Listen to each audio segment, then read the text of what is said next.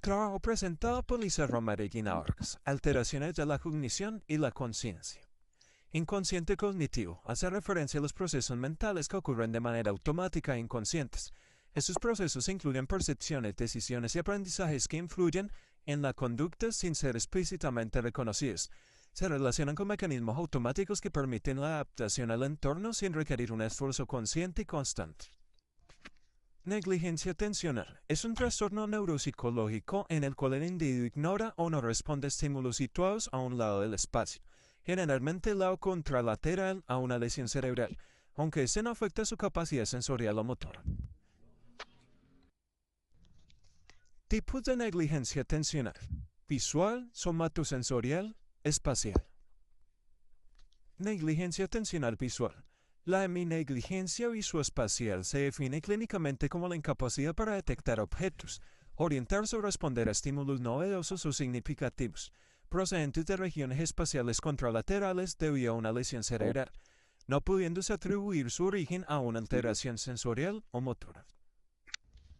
Causas. Suele ser causada por una lesión cerebral, especialmente en el hemisferio derecho, como por ejemplo el lóbulo parietal inferior derecho. Es una consecuencia común de un accidente cerebrovascular, los cuales pueden ser producidos por infartos isquémicos, es decir, la consecuencia de interrumpir el flujo de sangre al cerebro. Manifestaciones: no buscar objetos en el lado afectado, leer solo la mitad de un párrafo, comer solo la mitad de un plato, dibujar solo la mitad de un objeto, no enjabonarse ni secarse el lado afectado, no orientar la prenda en relación al cuerpo, chocar con todo lo que hay del lado afectado, no esquivar los elementos que se encuentran en el lado afectado. A pesar de tener síntomas tan marcados, muchos pacientes no reconocen que tienen un problema por sí mismos. Evaluación. Prueba de cancelación de líneas, pedirle al paciente que dibuje una copia de una imagen, pedirle al paciente que lea una página de un libro. Rehabilitación. La rehabilitación por negligencia visual puede ser difícil de identificar y no hay consenso sobre la evaluación y el tratamiento óptimo.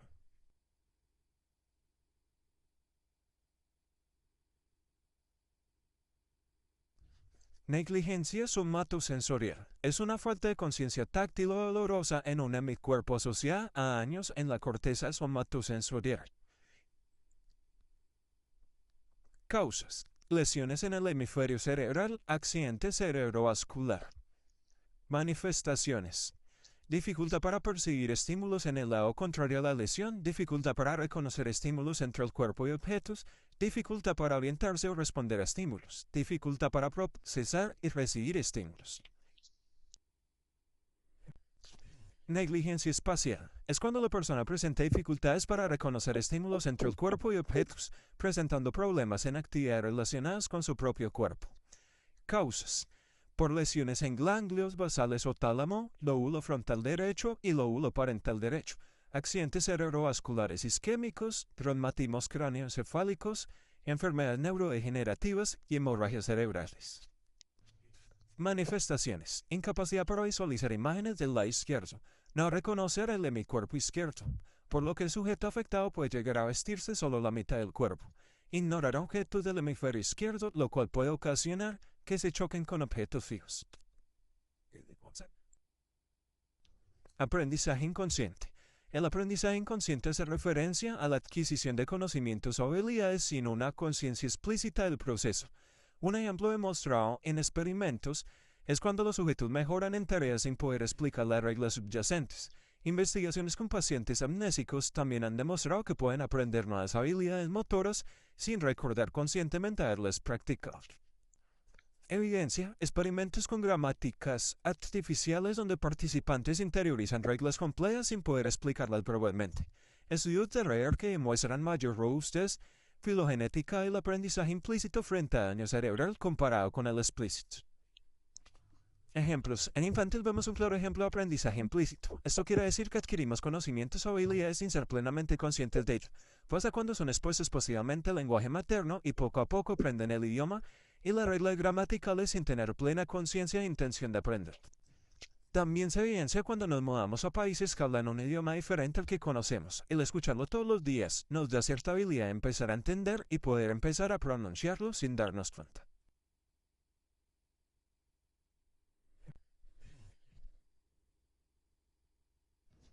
Memoria inconsciente, conocida también como memoria implícita, es aquella que influye en el comportamiento sin que el individuo tenga una conciencia explícita de haber almacenado la información.